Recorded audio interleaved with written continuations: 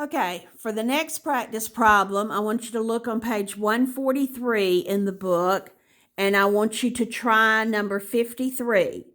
So I want you to pause the video, try the problem, and then come back and see how you did.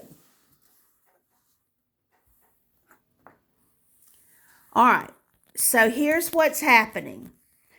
This person, you're going to do this, is in a biathlon. So you're going to run part and ride the bicycle part. And it said that the total distance was 87 miles.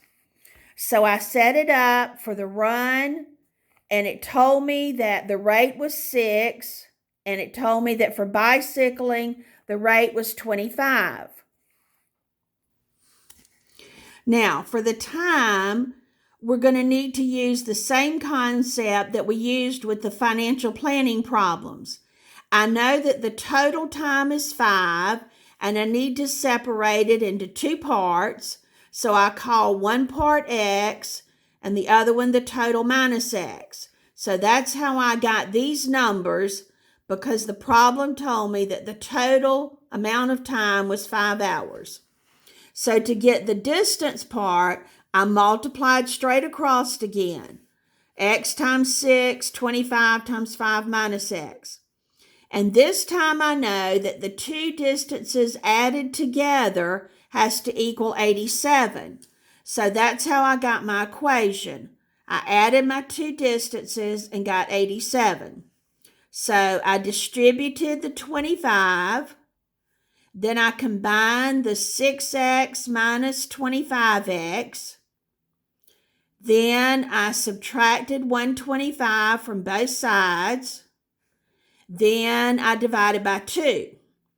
So my 2 represents the time for running, because that was my x. So this time is 2 and this time is 3. But that wasn't the question. If you look back at the problem, the question was, what was the distance that you ran and what was the distance that you rode the bicycle? So remembering that distance is rate times time, I took the running rate of 6, multiplied it by the running time, which was 2, and got 12 miles. Then for the distance for the bicycle, I took the rate of the bicycle, which was 25, multiplied it by the time, which was 3, and got 75. Notice that if I add those 2 together, I do get the 87 that represented the total miles.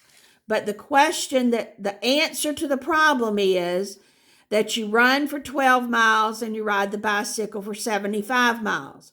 So you see here, what I found for X was not my answer for the problem. It just helped me find the answer.